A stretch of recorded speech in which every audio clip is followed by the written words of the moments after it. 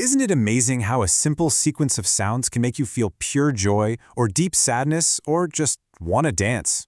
Well, today we are pulling back the curtain and diving into the deep biology behind why we all have this universal love affair with music. Okay, I want you to think about that one song. You know the one. When it comes on, the hair on your arm stands up, you get that little shiver down your spine, a full body reaction. It's this super powerful physical thing, and pretty much everyone has felt it. So what is that? Well, that feeling isn't just some random magic. It's actually a really complex chain reaction that's firing off deep inside your brain. And in this explainer, we're going to break down exactly what's happening by looking at 5 incredible biological secrets. So here's our roadmap. We're going to look at how music works as a chemical trigger, how it acts like a tribal code, why it's a puzzle for your brain, how it becomes your own personal soundtrack, and we'll even go all the way back to the very first song you probably ever heard. All right, first up, the chemical trigger. See, on the most basic level, the reason you love music, it all comes down to one really powerful chemical that's designed to make your brain feel good. And that chemical is dopamine. It's your brain's reward system shouting, "Yes, that was awesome, do it again." And what's wild is that it's the exact same reward circuit that lights up for things we need to survive, like eating. So, your brain basically treats your favorite song the same way it treats a delicious meal.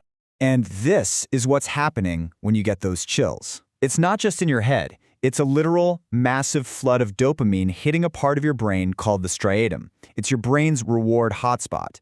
Music is essentially giving you a completely natural high.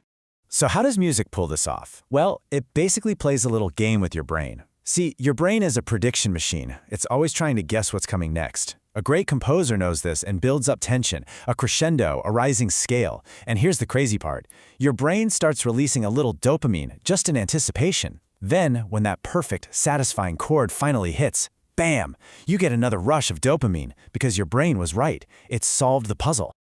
But you know, that dopamine hit isn't just about you. It's also the foundation for our next secret, the tribal code. This is where music acts as a powerful, powerful social glue. If you think way back from an evolutionary point of view, music's real superpower might have been its ability to bond huge groups of people together. And I don't just mean it makes us feel like we're on the same wavelength. It literally, physically puts us there.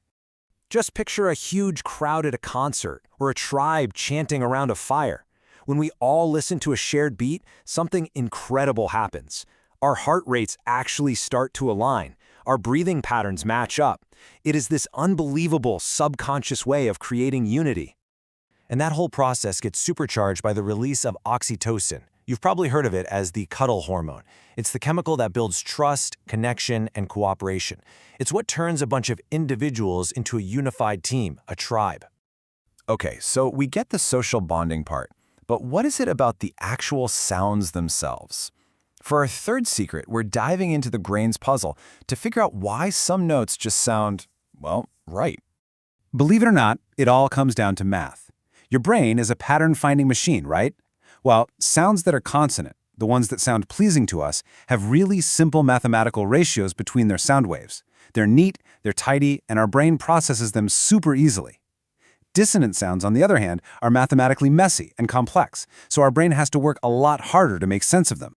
So that cringy, uncomfortable feeling you get from a clashing chord, you can actually think of that as a little error message popping up in your brain. It's your brain flagging that it's struggling to find the clean, simple pattern that it really loves.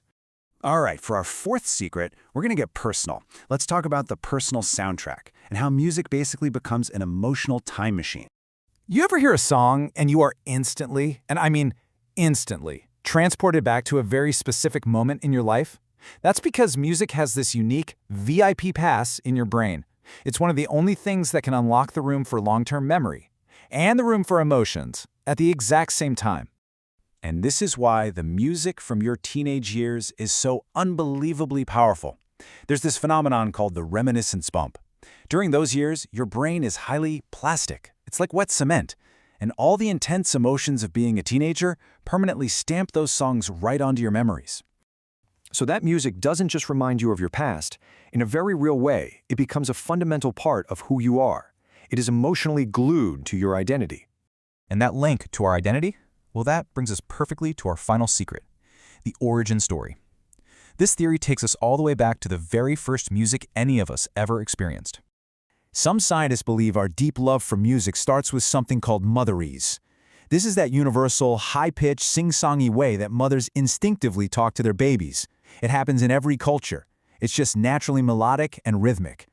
What is absolutely fascinating is that an infant's brain is wired to understand the music of language long before it has a clue about the words. They're responding to something called prosody, the emotional tone, the melody, and the rhythm in their mother's voice.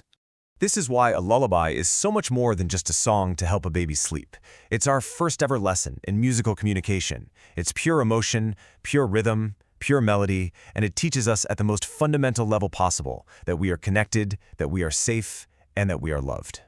So when you think about it, from the dopamine rush of a perfect chord to the oxytocin bond of a shared beat, all the way back to the safety of a lullaby, music is just woven into our very biology.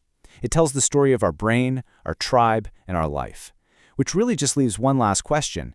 What does your personal soundtrack say about yours?